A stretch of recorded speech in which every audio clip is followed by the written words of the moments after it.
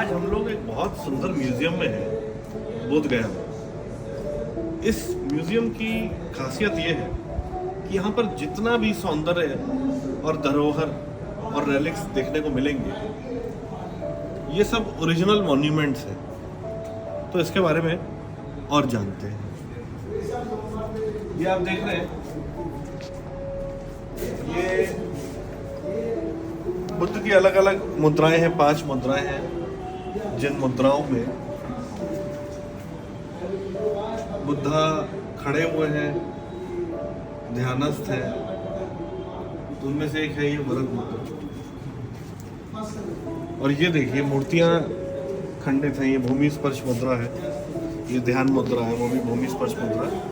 ये जो खंडित मुद्राएं हैं, ये खंडित मूर्तियां जो हैं, ये बख्तियार खिलजी जब भारत आया तो बोधगया आया, बोधगया के बाद सारनाथ गया, सारनाथ के बाद वो नालंदा गया। इन सब जगहों में उसने जाकर जो विध्वंस किया और हमारी धरोहर को जो उसने नुकसान पहुंचाया, वो यहाँ पर देखने को मिलता है। ये देखिए, ये भूमि स्पर्श मुद्रा आ गई फिर से। ये धर्म चक्र परिवर्तन मुद्रा है, ये जो कि अनफॉर्चुनेटली मुद्रा देखने को नहीं मिल सकती, लेकिन आप देख सकते हैं कि पद्मासन में बैठे हैं बुद्ध। ये सब 9th century 10th century BC का है। ये एक और मुद्रा है, धर्म चक्र परिवर्तन मुद्रा। ये भूमि स्पर्श मुद्रा। और आप ये देख सकते हैं कि किस कारीगरी से काम किया गया है कि ये जो बुद्ध की जो वस्त्र हैं, इन वस्त्रों को एक, ये देखिए कि ये मार्जिन दिया है यहाँ पर, जिससे डिफरेंशिएट हो रहा है कि ये जो है, ये पार्ट जो है ये वस्त्र से ढका हुआ नहीं है और ये पार्ट वस्त्र से ढका हुआ है। ये खूबसूरती उस आर्ट में होती थी उस जमाने में, शायद अब ये देखने को नहीं मिलेगा आगे। ये 1865 का महाबोधि टेम्पल, पहले ऐसा ओरिजिनल ऐसा था। और आप ये देख सकते हैं कि किस हालत में था ये। फिर इसको कंजर्व किया गया 1880 के अंदर। आफ्टर कंजर्वेशन इसका जो स्ट्रक्चर है वो पूरा डिफरेंट है। ये कैमरे पे आप देख सकते हैं।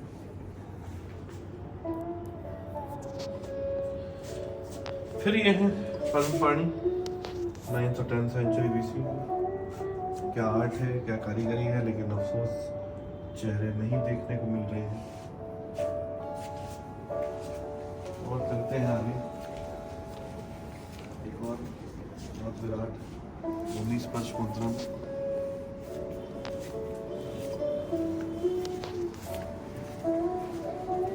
एक और भूमि स्पर्श मुद्रा।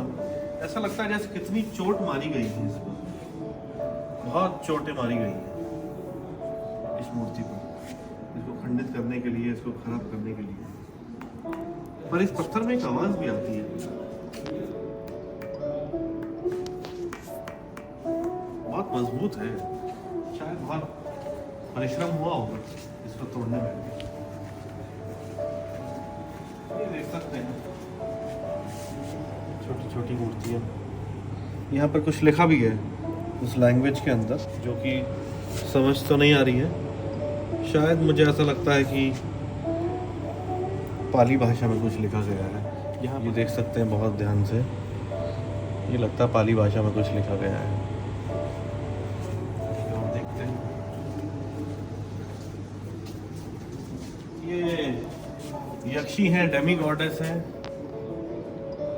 ये देखिए किस तरीके से पोज में खड़ी है। पत्थर बहुत मजबूत है और ये ऐसा लगता है कि जैसे पूरा ये पत्थर हुआ होगा पूरा, और इस पूरे पत्थर में नक्काशी करके पत्थर में से ही ये आकृति निकाली गई है। ये देखिए बड़ी खूबसूरती की बात है कि एक पत्थर है, उस पत्थर में ये आकृति छिपी थी, लेकिन जो एक एक्स्ट्रा पत्थर यहाँ पर था, उस एक्स्ट्रा पत्थर को जब हटा दिया गया तो ये मूर्ति निकल कर बाहर आ गई। तो इसका मतलब है कि हमारा जो स्वरूप है वो भी छिपा हुआ होता है। उसकी भी इस प्रकार छेनी हथौड़ी से जब बार बार चोट मारी जाती है तो जितना भी अननेसेसरी है, जो भी एक्स्ट्रा है, वो सब निकल जाता है और जो निकल कर बाहर आता है एक सुंदर मूर्ति की प्रतिमा आती है। ये उस जमाने की 1st सेंचुरी BC में कैसे कपल होते थे, तो ये एक उसको बताया गया है, उस जमाने के दाम्पत्य।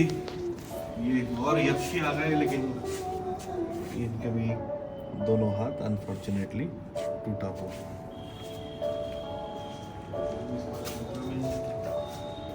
इसको भी काफी नुकसान पहुंचाया गया है।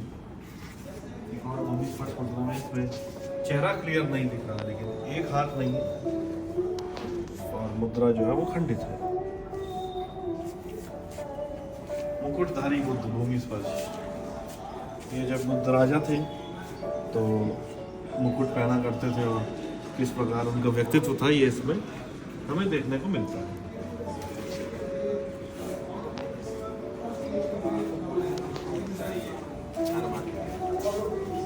ये है विष्णु, जो काफी सुंदर प्रतिमा है, 9th और 10th सेंचुरी BC की। देख सकते हैं किस प्रकार से हाथ में सुदर्शन चक्र है, गदा है, कुछ पार्ट उसका मिसिंग भी है। ये है विष्णु के जो अवतार हैं, उनमें से एक अवतार वराह अवतार। वराह अवतार वो अवतार है जिसमें जो वराह थे, जो सूअर का जो एक उन्होंने रूप धारण किया था, उसमें जब पृथ्वी पानी में डूब गई थी तो कैसे वो राक्षस से लड़कर पृथ्वी को अपने जो सूंड है, जो मुंह है, इसके ऊपर पुनः वापस लेकर आए थे। ये वराह अवतार हमें वो बताता है। एक और भगवान विष्णु की मूर्ति 9वीं और 10वीं शताब्दी की। ये आप देखिए किस तरीके से कारीगरी करी है।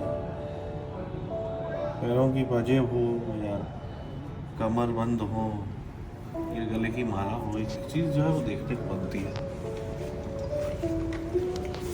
एक और विष्णु की सुंदर मूर्ति। पर हम सबसे सुंदर एक चीज जो आपको दिखाने वाले हैं वो ये है, ये जो पिलर्स आप देख रहे हैं, इन पिलर्स के अंदर स्टोरी है। पहले जमाने में जो स्टोरी टेलिंग होती थी वो पत्थरों पर चिन्ह बनाकर, आकृतियां बनाकर की जा रही थी। एक दाम्पत्य देख सकता हूँ जहाँ पर ये दाम्पत्य खड़े हुए हैं। एक घोड़ा देखने को मिलता है। यहाँ पर दो व्यक्ति जो है पूजा कर रहे हैं। ऐसा लगता है कि जैसे शिवलिंग की पूजा कर रहे हैं शायद। ये उस जमाने के जो बिजनेसमैन थे, इंडस्ट्रियलिस्ट थे, उन लोगों के चेहरे हैं। तो क्या था कि जो राजा अशोक थे, राजा अशोक ने बहुत सारे राजाओं को आमंत्रित किया और उनको आमंत्रण देकर कहा कि आप आइए और ये जो मैं सुंदर कार्य कर रहा हूँ इसमें मुझे सहयोग दीजिए। और वो सुंदर कार्य क्या है अब जानते हैं।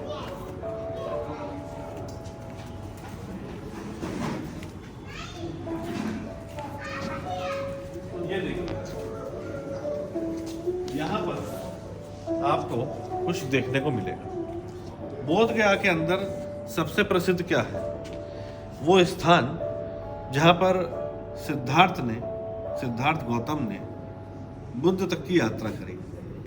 ये पेड़ है बोधि वृक्ष। इस बोधि वृक्ष के नीचे जब बुद्ध बैठे और उन्हें आत्मज्ञान की प्राप्ति हुई, आत्म साक्षात्कार हुआ, तो वो इस मूर्ति में दिखाया गया है। और साथ ही साथ ये हाथी दिखाए गए हैं कि बुद्ध के चले जाने के बाद किस प्रकार से, क्योंकि ये तो सारा जंगल ही था। उस जमाने में तो बोध गया नहीं था, ये तो जंगल था, मगध था। तो इस जंगल में किस प्रकार हाथी पेड़ पौधों को खाते ही हैं, जैसा कि हम जानते हैं। तो ऐसे बोधि वृक्ष को भी नुकसान ना पहुंचे, उसके लिए सारी व्यवस्था की गई थी। तो उसमें एक ये चित्र बनाया गया है जो राजा अशोक ने उस समय अपने आप देख सकते हैं कि उस समय बनाया गया है, जिससे कि लोगों को ये आने वाले समय में पता लग पाए कि कैसे ये हजारों साल तक, जैसा कि हम आज भी देख रहे हैं 2600 साल बाद भी।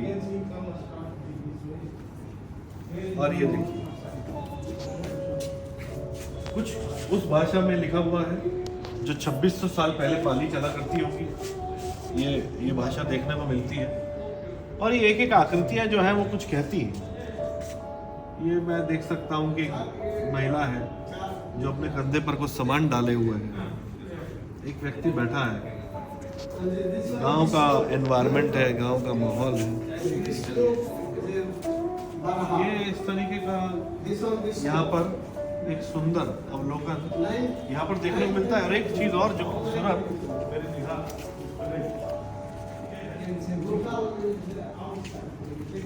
ये चतुर्मुखी स्तंभ है। चतुर्मुखी स्तंभ का मतलब ये हुआ जहाँ पर जिस स्तंभ के चारों तरफ केवल बुद्ध दिखाई देंगे। ये देखिए किसी भी एंगल से आप देखते हैं, चाहे फ्रंट हो चाहे इसका साइड हो, ये बैक साइड है,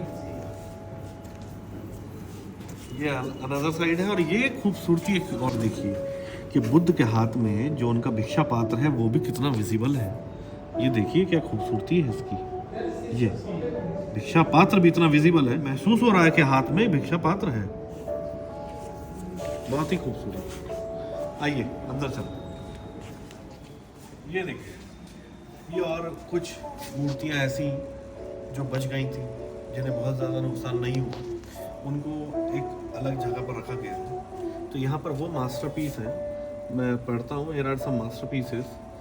Images of Buddhist affiliation are displayed on pedestal, among which are the images of Buddha and Bhumi Sparsha, Abhaya, धर्म चक्र परिवर्तन एंड ध्यान मुद्रा, जो मैंने आपको बताया था कि 5 मुद्राएं।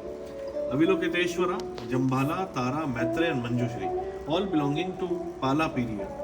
Besides, some artifacts comprising from the prehistoric to Pala period, unearthed from excavations at Taradhi and Sujatagarh, Bakaro, are also displayed in 4 distinct showcases.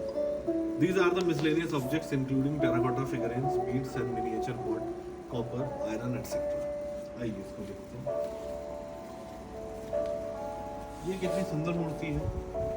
ये धर्म चक्र परिवर्तन, इसके अंदर मुद्रा बनाई गई है जहाँ पर the arrival of the new dharma. ये अभय मुद्रा है जहाँ पर आशीर्वाद देते हुए बुद्ध दिखाई देते हैं। ये उस जमाने के कुछ एक्सकेवेशन में जो 1973 में एक्सकेवेशन हुआ, उस एक्सकेवेशन के अंदर कुछ बोल दिखाई दिए, कुछ छोटी डब्बी, कलश, आकृतियाँ, खेल खिलौने। उस जमाने में क्या लोग इस्तेमाल किया करते थे, ये आभूषण, उनके गले की मालाएं, ये दवात, इंकपोट, ये देखिए छोटे छोटे इक्विपमेंट्स आयरन के, बहुत खूबसूरत है। ये टोटी उस जमाने की नल की, ये ढक्कन, ये बुद्ध की छोटी छोटी आकृतियाँ, ह्यूमन फिगरिन, पात्र, वेसल, बहुत खूबसूरत। ये भूमि स्पर्श मुद्रा में बहुत ही खूबसूरत। ये देखिए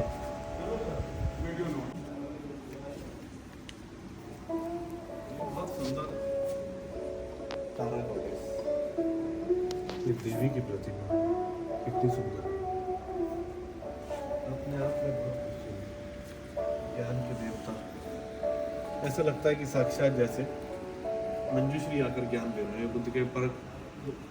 जो प्राइम डिसाइपल्स हमने देखे, ये बुद्ध स्कल्पचर्स हैं, कितनी अच्छी अच्छी सुंदर छोटी छोटी बुद्ध की ये मूर्तियाँ हैं। ये भावी बुद्ध, ये फ्यूचर बुद्ध जो मैत्रेय आएंगे, उनकी एक बहुत सुंदर झलक देखने को यहाँ पर मिलती है, क्योंकि बुद्ध ने कहा था कि मैं आऊँगा कलयुग में मैत्रेय के रूप में। ये भूमि स्पर्श मुद्रा में एक और है। फिर ये बुद्ध के जीवन की घटनाएं हैं कि कैसे पैदा हुए, कैसे उन्होंने समृद्धि प्राप्त करी, कैसे संसार को छुआ, निर्वाण भी प्राप्त किया। ऐसे अनेक सुंदर सुंदर ये 10th सेंचुरी के बुद्धा हैं। ये उस रेलिक्स में जो बोधिसत्वास जो निकले, बहुत सारे जो बुद्ध के बाद भी जिन्होंने आत्मज्ञान की प्राप्ति करी वो लोग जो निकले। ये देखिए खूबसूरत नजारा। ये अभय मुद्रा आशीर्वाद देते हुए बुद्ध है। ये फ्यूचर बुद्धा मैत्री, ये अनेक रेलिक्स जो निकले नीचे खुदाई के अंदर। ये है, आप देख सकते हैं एक से बढ़ के एक धन देवता कुबेर भगवान।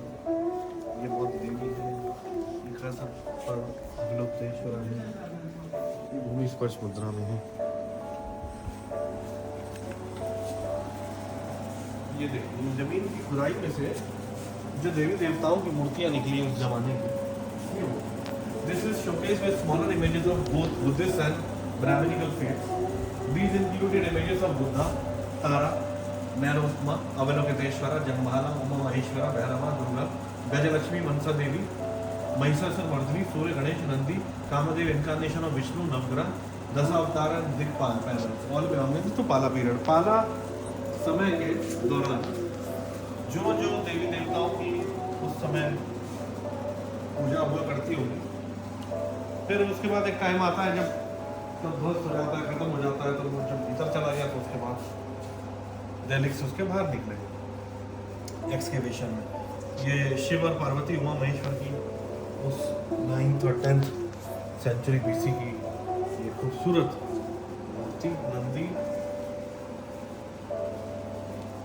ये गजलक्ष्मी, मनसा देवी, सप्तमात्रिका, ये देवी की है, फीमेल का हेड है, दुर्गा है।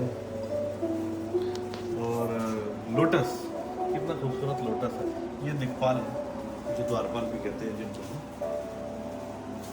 ये नवग्रह भी कितने सुंदर आप देख सकते हैं। नवग्रह हैं शनि, राहु, केतु, मंगल, बुध, बृहस्पति, शुक्र, सूर्य, सब है। मंदिर की उस जमाने में कैसी होती थी स्ट्रक्चर बाहर। ये गणेश है, ये कामदेव है, ये दिक्पाल है, ये विष्णु। तो ये देखिए